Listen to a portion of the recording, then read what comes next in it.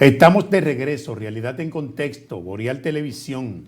Doctor, el análisis que hacíamos en el segmento anterior, donde el presidente Luis Abinader ha anunciado que los medicamentos serán gratis para los hipertensos y diabéticos. Bueno, a mí me gustaría saber Sí. la opinión que tiene, por ejemplo, los periodistas Sánchez y Guzmán del periódico Diario Libre, porque a partir de ahí entonces podíamos establecer qué podíamos nosotros decir aquí en Realidad en Contexto. Dicen ellos, el presidente Luis Abinader anunció este lunes un cambio en la estrategia del gobierno en el abordaje de salud de la población de escasos recursos con hipertensión y diabetes, a través de un programa mediante el cual se les suministrará medicamentos gratuitos a los mayores de 45 años que tengan el seguro subsidiado de SENASA. También se incluirán a los pensionados y menores de 18 años que sean diabéticos, insulinodependientes. Precisó que los medicamentos están avalados por la Organización Panamericana de la Salud. O sea, es un blanco de público muy especial. Sí. Son personas de mayor de 45 años y los que no son mayores de 45 años, que sean menores, entonces tienen que tener esa condición de ser insulina dependientes. Pero hay hipertensos a los 18 y los 30 años. Por eso, eso lo incluirá, pero hay que ver que también estén dentro del seguro subsidiado. Efectivamente. O sea, el contributivo se queda igual. Quiere decir que la gente que trabaja, que son los que hacen lo que reciben el seguro contributivo, esa gente tiene una cobertura y son los que producen el dinero con lo que se le paga a los subsidiados. Bien, entonces esos que son los que trabajan, a eso no le va a llegar la cobertura. No sé porque cómo... en principio es para las personas que no pueden pagar y que le van a entregar esos medicamentos.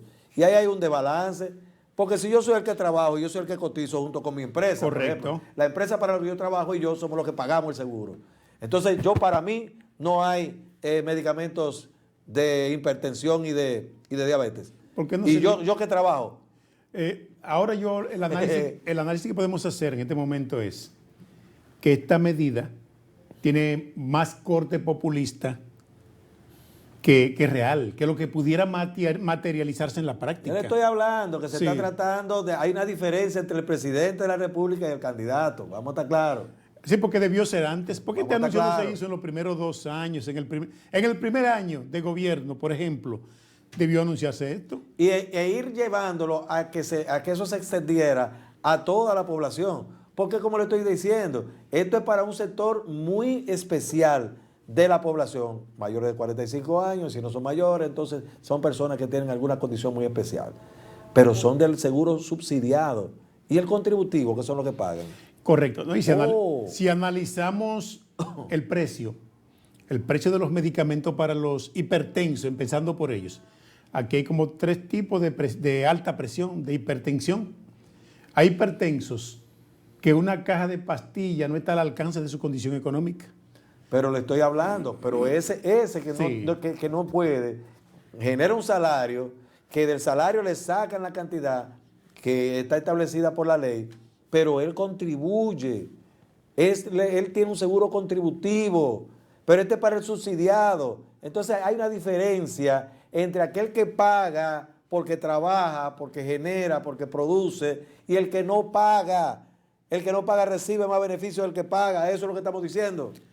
Así es, lamentablemente, el país que prácticamente vivimos de cuento de hada.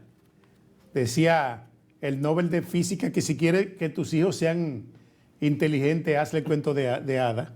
Si quiere que sean más inteligentes, hazle más cuento de hada. ¿Le parece? Mira, el presidente Luis Abinader ha dicho hoy lo que se hace en los aeropuertos para que antes del despegue de un avión del aeropuerto se chequea el avión, se establece que está en perfectas condiciones para emprender el vuelo. Ha dicho hoy sentirse en buen estado de salud, que tiene buena salud, y lo dice a propósito del anuncio que hiciera de que va para la calle, que va para el medio, que la salud de él está buena para los retos y desafíos que le espera en esta campaña electoral que viene por ahí. ¿Y Eso ha quién, dicho- ¿Y quién está hablando? ¿El candidato del presidente? El candidato, el Entonces, candidato, vamos a estar claros ahí. el candidato. Así que ya no vamos a Sí. insistir sobre esa parte ya. Ya para mí, de parte mía, el caso está cerrado ya. Es el candidato que está hablando y ya. Sí. Ya, no hablamos más. De parte mía, ya no hablamos más de eso. Ah, bueno, pues entonces vamos a hablar sobre la regulación de los espectáculos masivos. Así es. Sí, es de la regulación de los espectáculos masivos, que cuando leí el contexto de la noticia que difundió el periódico, por eso es que le digo que los que hacemos comunicación, que venimos aquí a estos escenarios a reproducir lo que dice la prensa nacional, prácticamente le estamos haciendo el juego. Estamos reproduciendo su juicio de valor. Por eso Sí. hice mención de estos periodistas y de ese órgano en particular, que lo tenemos allí para entonces poder establecer esa diferencia. Esa diferencia, porque ellos hacen el esfuerzo de ellos tener la información.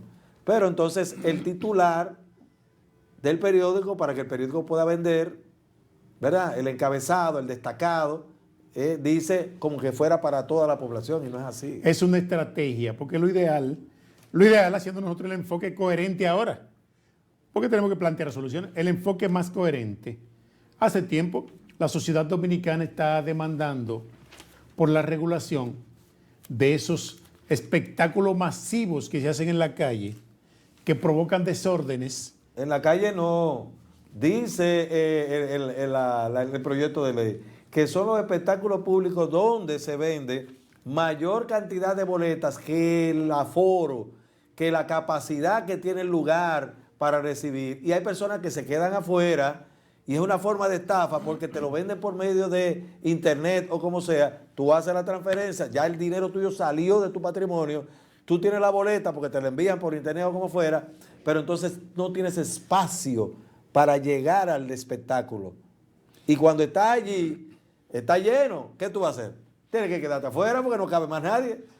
Efectivamente, Pero ya tú diste tu dinero, pero te quedaste afuera. eso es así. Ahora, pudiera ser un proyecto de ley que vaya orientado a regular todos los espectáculos masivos que se hacen en el país por las noches. En principio yo pensaba que impiden el libre tránsito, que dañan la tranquilidad, la vida del ciudadano, que son dueños del espacio público, que cuando usted viene en el vehículo se cansa de pitarle y ellos no se quitan y desmóntese de ahí que le entran a palo o le entran a tiro. Yo pensaba que iba a extender esa normativa a los teteos, Sí, que ocupan el espacio por supuesto. público, que no dejan el libre tránsito y que produce a cualquier persona que se oponga a ese obstáculo que significa esa diversión de esa persona en ese momento, la posibilidad de que lo agredan.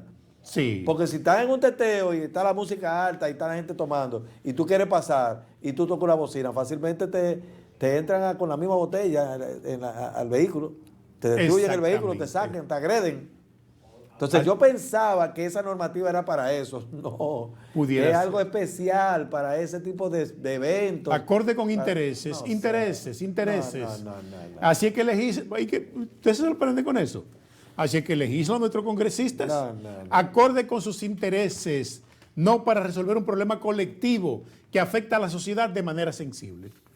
Es así.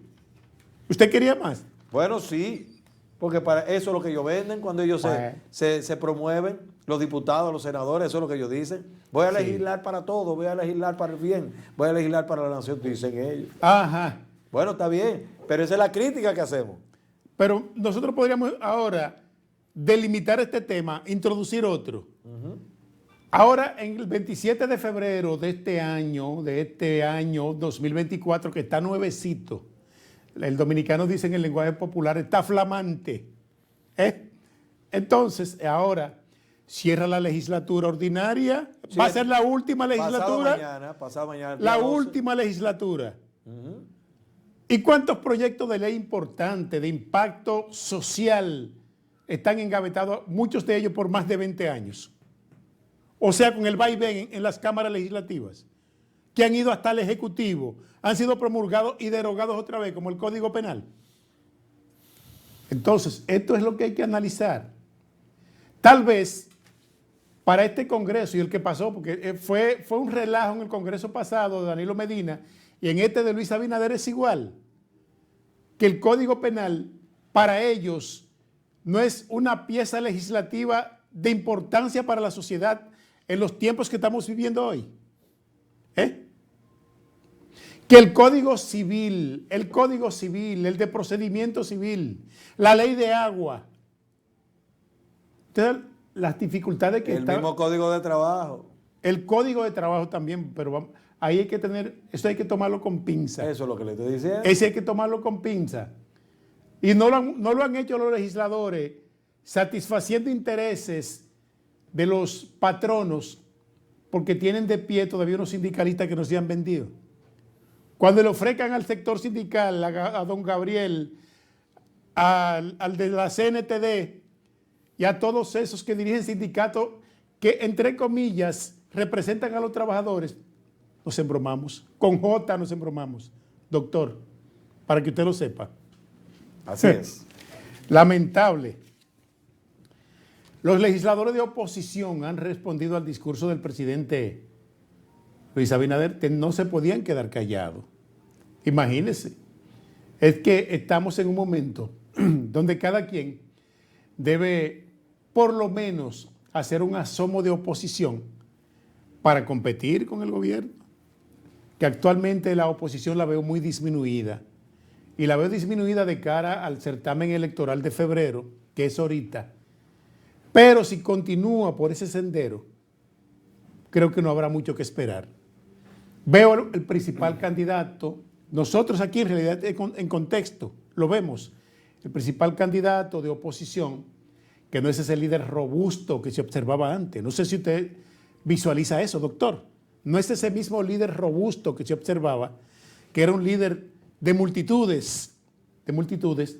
Hoy vemos a un Leonel Fernández disminuido, con un candidato presidente, con más de 20 fuerzas aliadas entre partiditos y movimientos, que por ahí es que se buscan los votos.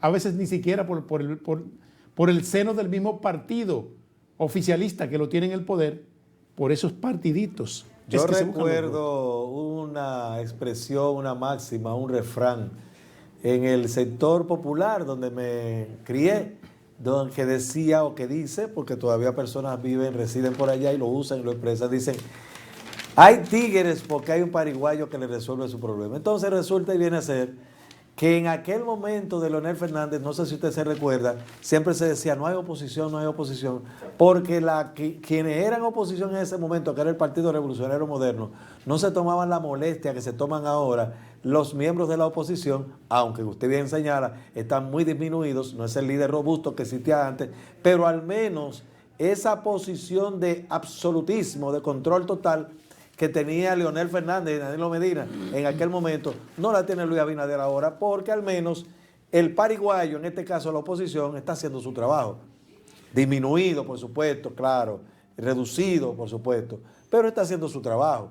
Y en ese sentido no es tan absoluto, tan fuerte el control que tiene el representante del gobierno.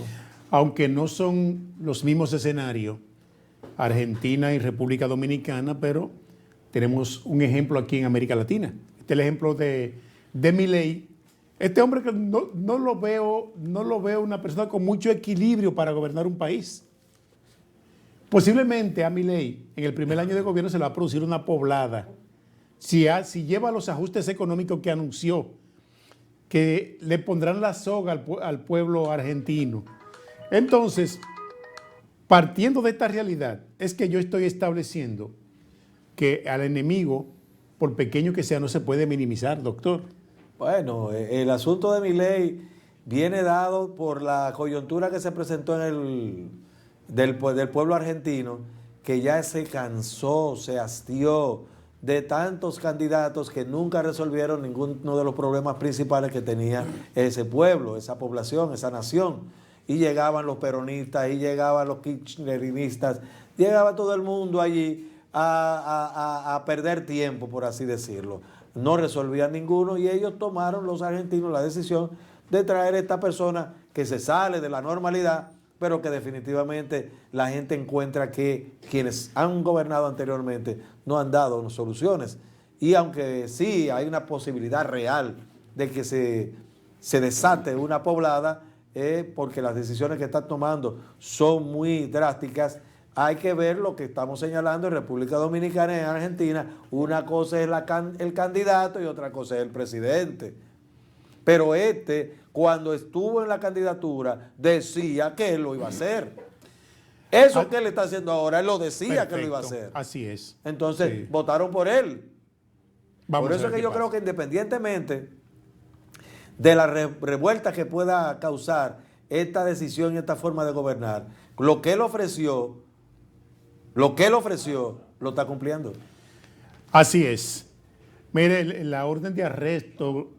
Hay que ir a la pausa. Bueno, vamos a la pausa y cuando regresemos estaremos tratando otros temas aquí en su programa Realidad en Contexto.